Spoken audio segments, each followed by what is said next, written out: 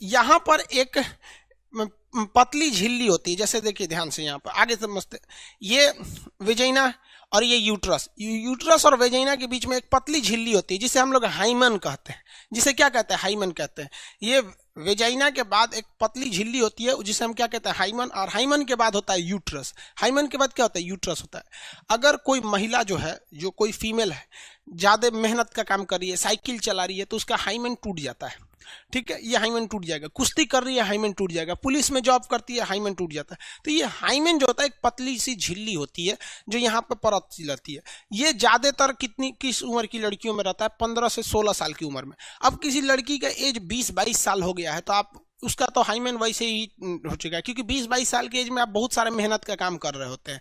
तो ये हाइमन न, अगर 20-22 साल की उससे एज की लड़की है तो उसका हाइमन टूटना एकदम 99.99% चांसेज है कि उसका हाइमेन जो होगा वो टूट चुका रहता है। ये वाली हाइमेन होती है। समझ में आ गया कि नहीं? पतली झिल्ली को क्या कहता है? हाइमेन के नाम से जाना जाता है। ध्यान से समझ बबुआ, कितना कमेंट करता है। पढ़ाएंगे तू कमेंटे पढ़ते रहे, वहां पे लास्ट में कमेंट करना लोग ना 10 मिनट।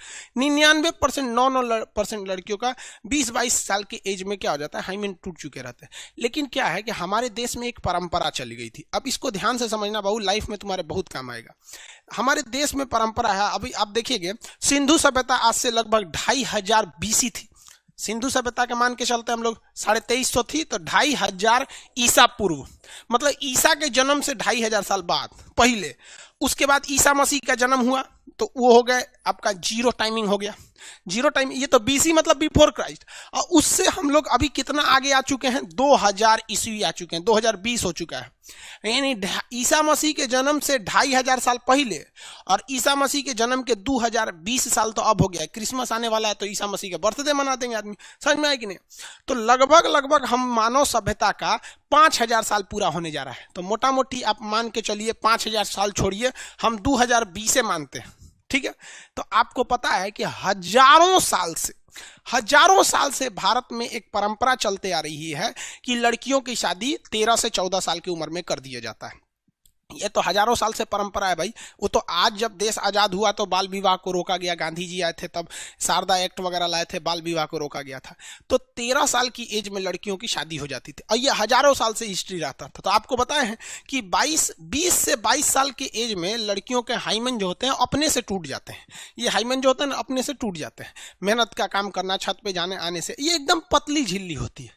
लेकिन पहले क्या होता था कि लड़कियों की शादी 13 साल की एज में कर दी जाती थी और उनका हाइमेन जो होता था, मेहनत नहीं करती थी, 13 साल की लड़की छोटी रहती थी वहां पर। अब जब वो उनका शादी ब्याह होता था, जब उनके बीच सेक्सुअल रिलेशन होते थे, तब ये हाइमेन टूट जाता था, जिस वजह से मतलब कहते थे लोग ब्लीडिंग आ रही है।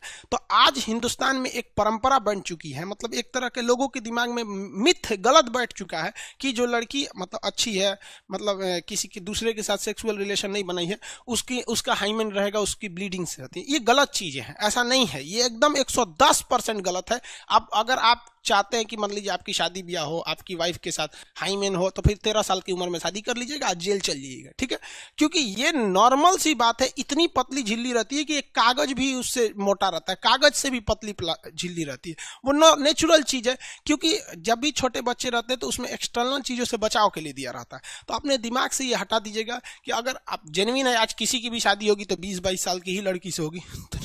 100% तो हम लिख देते हैं, 100% लिख देते हैं, नो हाइमेन सिक्योर। सीढ़ी 10 बार अगर सीढ़ी ऊपर नीचे चढ़ जाओगे ना तो हाइमेन चला जाएगा। तो इस मिथ को हटाइएगा। लेकिन अगर ये बात आई कहां से कि हाइमेन वगैरह या ब्लीडिंग की सवाल, ये अपने दिमाग से हटाइएगा, वरना ये आपके रिलेशन को बर्बाद कर देता है। किसी भी अच्छे खासे रिलेशन को बर्बाद करने के लिए एक शक दिमाग में बैठ जाता है ना, तो वो हो जाएगा। तो आपको तो पता ही भैया, अगर आपको समझ आ गया 13 साल की एज में तो किसी से शादी नहीं होगी। कानूनी अपराध यहाँ होगा तो नो ब्लीडिंग, नो हाइमेन वगैरह, ये सब चीज़ों को अपने दिमाग से निकालिएगा। अब हम आपको टीचर हैं, हम आपको पढ़ाते हैं, बट हमारी कोशिश रहती है आपको टीचर से ज़्यादा एक दोस्त की तरह समझा सके। इसे आप पॉजिटिव वे में लेंगे और अपनी ज़िंदगी में खुशहाल रहिए। आप लोग समझ में आया?